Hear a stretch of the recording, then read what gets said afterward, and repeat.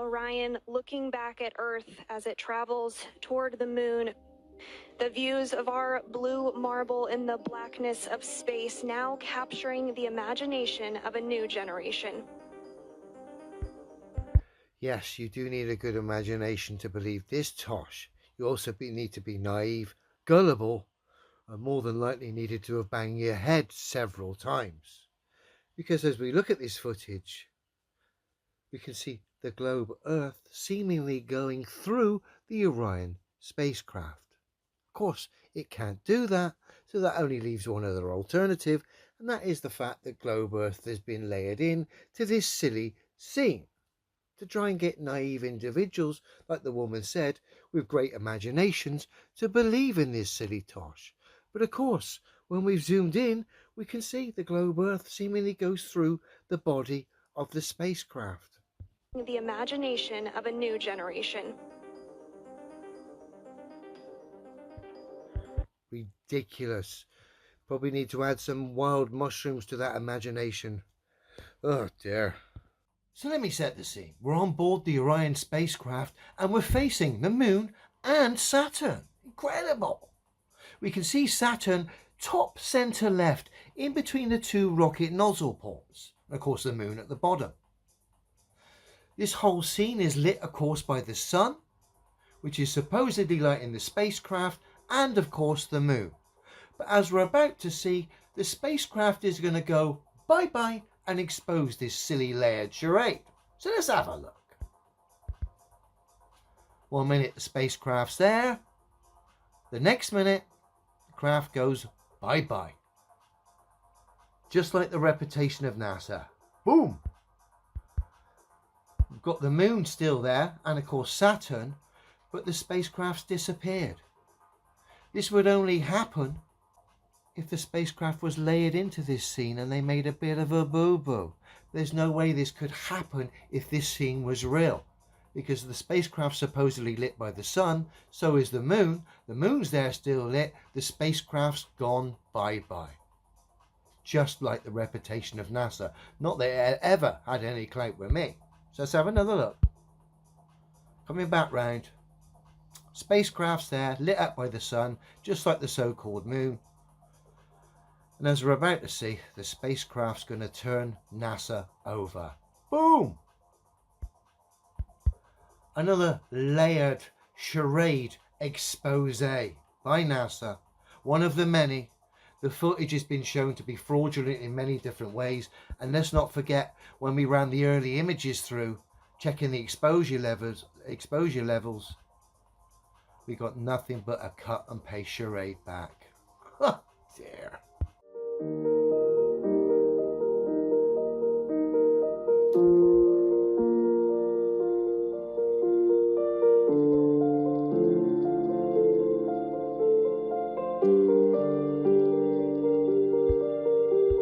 So we've got this globe Earth just risen up behind the dark side of the moon, all right? Just bring it back a smidge. You can see the supposed dark side of the moon there blocking this lit up globe Earth, which when we bring it out, pretty much the side facing us near enough looks totally lit up, which is a bit of a problem because we've got the sun supposedly 93 million miles away, judging by the shadows on the craft behind us to our left. We've got the moon in front of the spacecraft, which of course is filming this silly charade. And then we've got the globe Earth fully lit up behind the dark moon. You see the obvious problem here?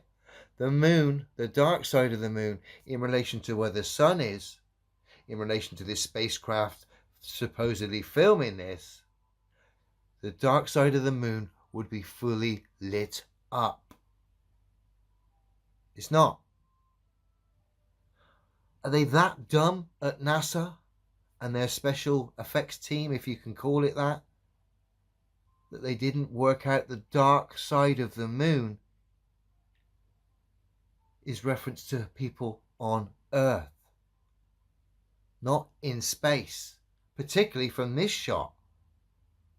Because this shot, the dark side of the moon would be fully lit up, based on the shadows, based on the fact the Earth facing us is pretty much fully lit, which means we're facing the so-called globe Earth, which means the sun sort of behind us to our left somewhere, based on the shadows. The moon's in total darkness. They still can't get this tosh right. And it's for a good reason, for karmic reasons. They do it on purpose. They cover themselves. They could just say, look, we showed you it was tosh. It was ridiculous. The piano should have told you that. The fact we showed you the Earth as something that's scientifically impossible should have showed you that. And then the moon, the dark side of the moon, which should have been fully lit up, showed you that. Never mind the fact our naive space fans trying to defend this and believe in this tosh. We showed you. And they're right, they are showing you. It's just people are under a trance. Call it a piano trance, a space trance, Star Trek trance, whatever. The education system got at them first, and then the TV finished them off.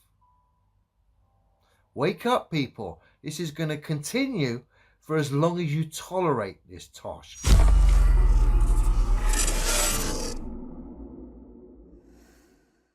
People like myself online recently have highlighted this charade that is Artemis1, and it is a charade. Even a mate of mine, a globe-believing mate of mine, said it looks fake. He's not alone. The general public are now seeing through the bullshit. Thanks to Artemis1, the tosh they've served up, the mistakes they've made, the general public have overwhelmed NASA, asking questions, pointing out the failures, pointing out the bullshit, demanding science and demanding answers. And rather like an honest company would respond by providing those answers, the science, the explanations, NASA didn't do that. That would have been the honest thing. But they couldn't do that because they're not honest. Instead, they turned their comment section off. Now, as a result of Artemis1, what should have been an historical moon mission has actually backfired and awoken a sleeping general public to the charade that is space. And of course, it's cut and paste failures like this that have helped finally get through to these people, the general public. And of course, as a result, finally, they're actually asking questions, bombarding NASA, demanding science. And as a result, NASA have turned their comment section off. NASA's newest moon explorer, the Orion spacecraft, is barreling its way back home after circumnavigating the moon and beyond in an elliptical distant retrograde orbit, now less than 2 hours away from splashing down in the Pacific Ocean west of Baja California to complete its shakedown mission that has opened a new era of deep space exploration. This is a live view of the Earth from a distance of 15,000 miles away. About 3 hours and 40 minutes ago, Orion conducted the final major maneuver of its mission, a return trajectory correction burn of its thrusters to further fine-tune its path toward its splashdown site in the Pacific. We'll be heading out to the Pacific shortly for the first in a series of reports from the scene where Orion will be recovered.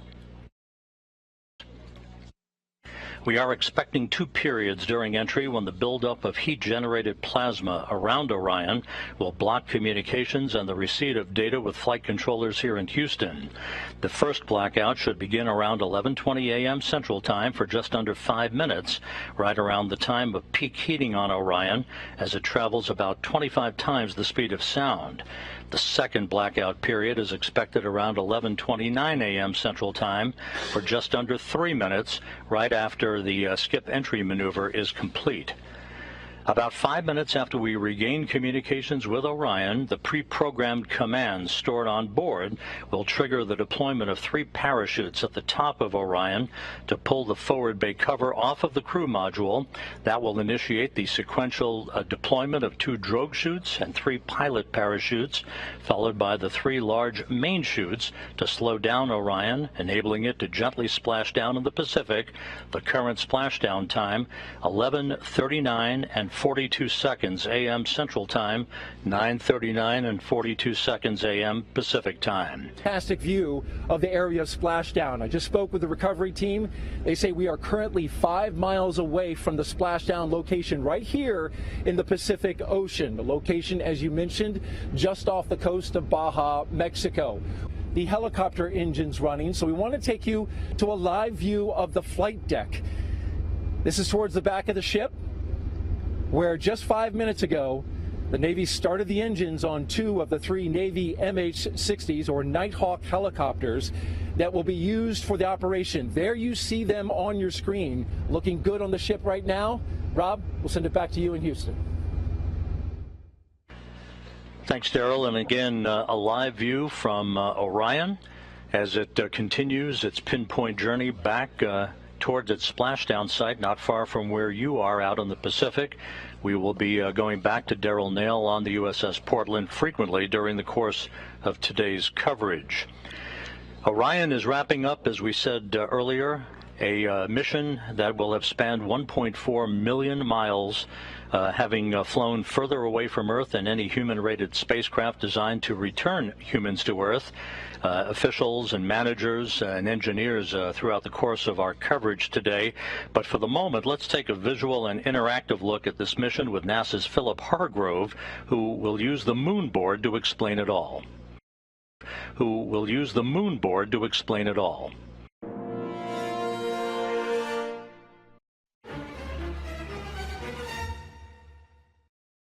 But again, a live view of Orion closing in on planet Earth, now about 11,000 miles away from Earth, as it continues a very, very precise trajectory for a splashdown that is scheduled at 11:39 and 42 seconds a.m. Central Time this morning.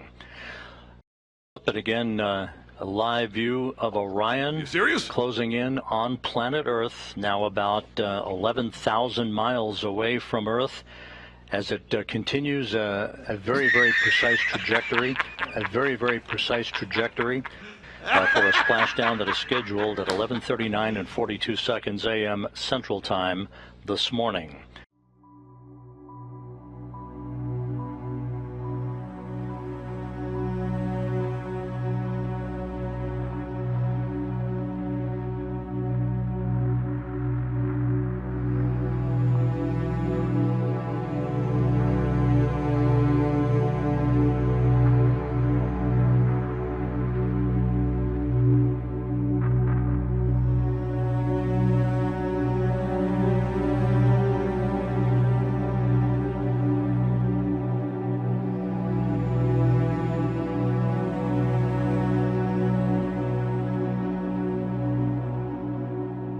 And for more than 25 days, it did just that.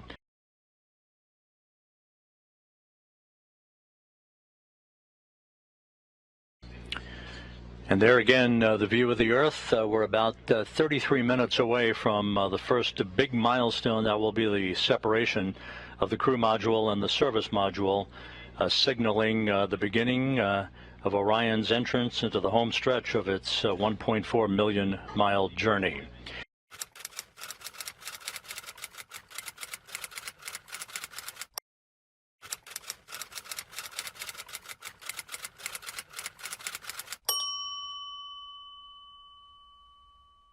As we know, we had a 7-day return transit, and as we approached the Earth, the service module and the crew module were separated from one another, and the service module is going to burn up in the atmosphere above the Pacific Ocean. As that happens, the Orion crew module is going to use its reaction control thrusters to do a 180 flip and point that heat shield towards the atmosphere as we target re-entry. Poddaj wątpliwość oficjalną naukę, to zmieszają cię z gównem, nazwał durniem i głupcem. I chodź z ich intencją Agencji nie masz w ogóle. To burze podtrzymują media, znając procedurę i regułę. Skąd taka nienawiść mu goli, że mają chęć pozbawić cię wolnej woli, wolnego słowa i swobody w poglądach. Mugol to pierdoli, Mugol woli osądzać.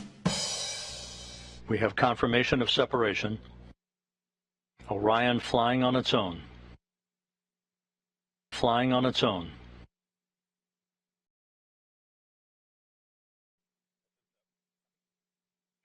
Again, the separation occurred right on time at 11 a.m. and 11 seconds Central Time, with Orion 3,200 statute miles away from Earth. The service module, the European service module, has done its job. Everything is going by the book so far here in Mission Control, very quiet on the loops. Entry Flight Director Judd Freeling and his team of flight controllers watching carefully over their data as they oversee the arrival of Orion for its splashdown site west of Baja, California. Time to splash down 31 minutes.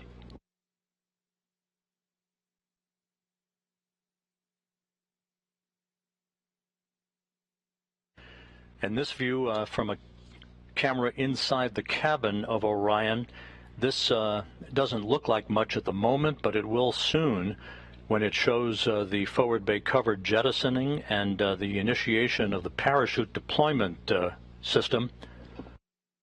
Entry interface less than 6.5 minutes from now. We're about 5 minutes away from entering the first of the two blackout periods, which will last about 4 minutes and 48 seconds. And this view from the cabin camera, looking out of the upper hatch of Orion, you can see the limb of the Earth. We're going to be losing all of the data here shortly once we enter into the Earth's atmosphere and begin the first of the two blackout periods. We are now in the entry phase. Entry interface has begun. Entry interface at 400,000 feet. Orion traveling just under 25,000 miles an hour.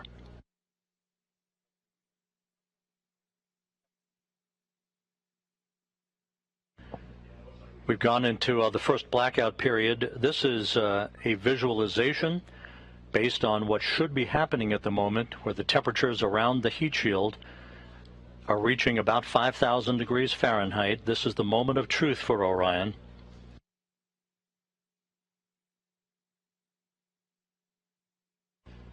We should be coming out of this first blackout period just under 4 minutes from now.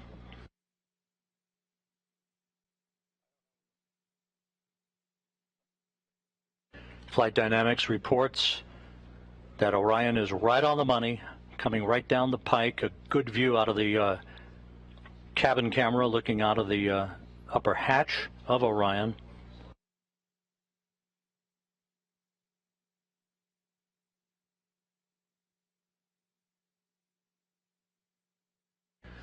We should be performing the skip entry maneuver momentarily. Good communications established with Orion. Range to splash down 288 statute miles.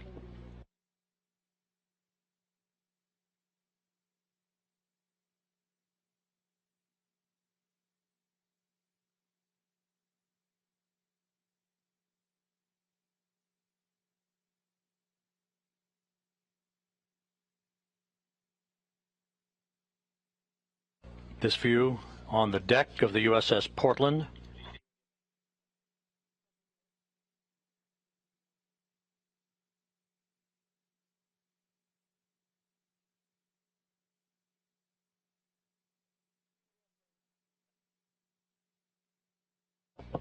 And there is a view out of the cabin camera of Orion as it continues a series of role reversals. We have data back from the spacecraft. Flight Dynamics reports Orion straight and narrow on a true course toward its splashdown site. Forward bay cover jettisoning less than 3.5 minutes from now. Orion now traveling at Mach 10.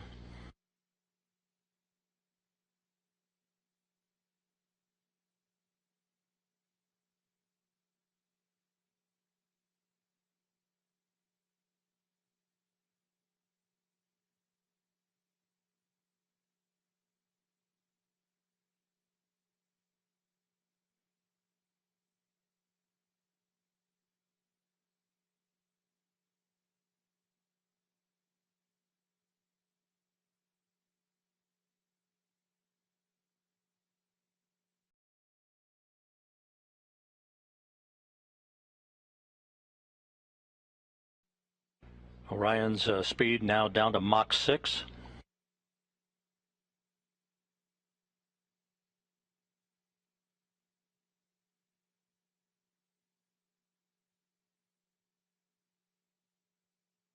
Two minutes until forward bay cover jettisoning.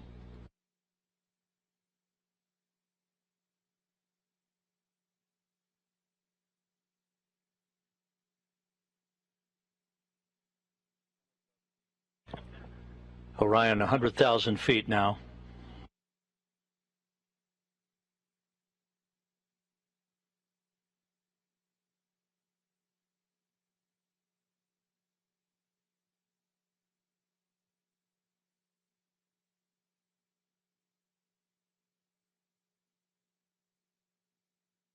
The spacecraft about to go subsonic.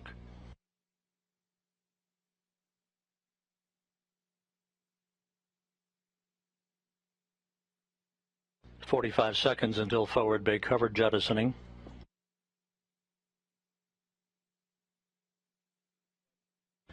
Orion now at 50,000 feet.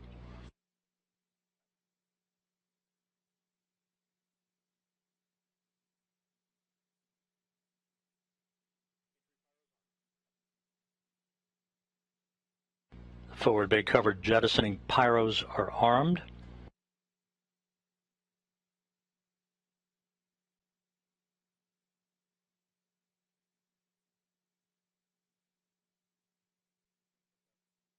"25,000 feet.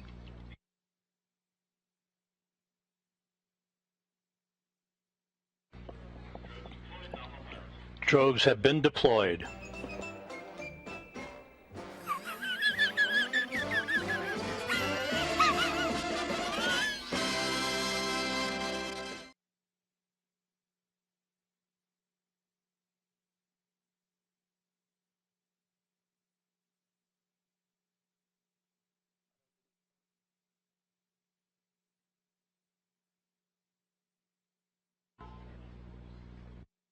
Two good drogue shoots reported by the recovery team out in the Pacific.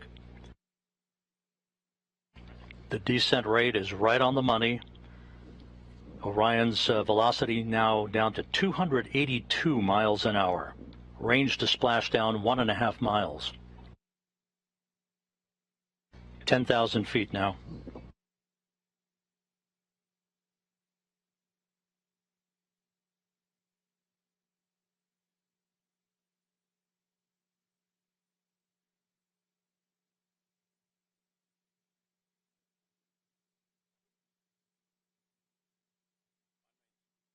And we're on mains. 5,000 feet.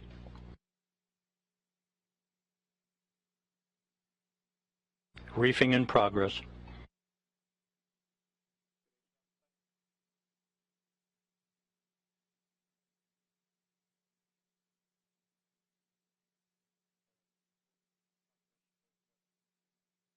Three good main shoots for Orion.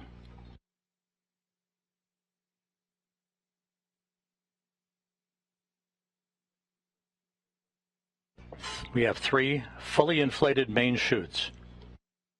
Time to splash down 90 seconds. Perfect descent rate reported.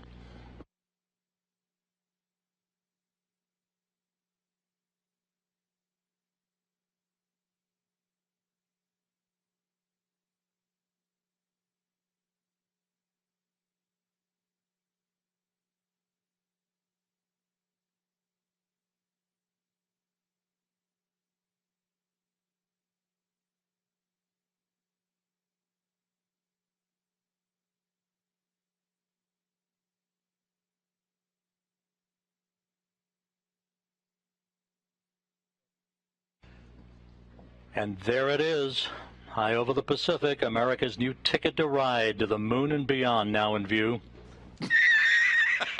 Orion under its chutes, descending toward splashdown.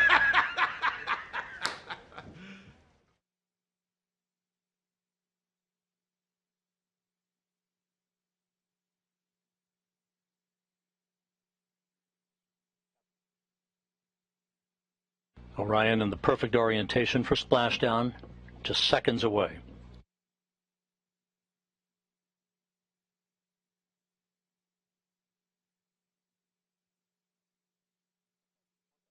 (1,000 feet).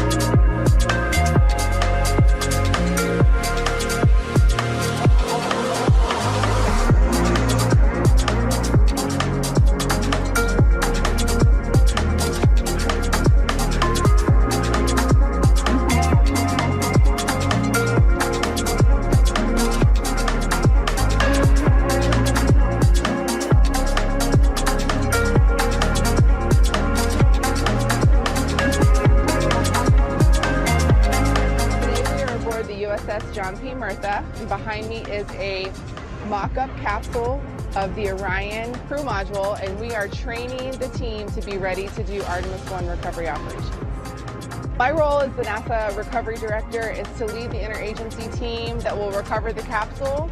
Ever since the Apollo program, NASA and the Navy have worked together to recover NASA's capsules in the water. So one of the huge benefits of working with the Navy is the fact that they're operational and we leverage their core competencies to bring the flight hardware and the crew back safely from the moon. Good descent rate.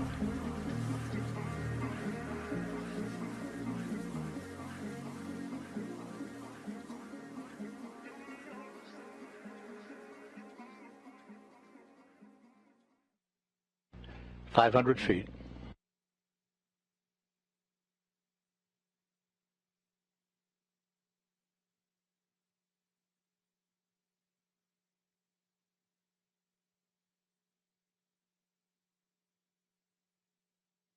Splashdown. From Tranquility Base to Taurus Littrow to the tranquil waters of the Pacific, the latest chapter of NASA's journey to the moon comes to a close. Orion, back on Earth. Oh my God, dude.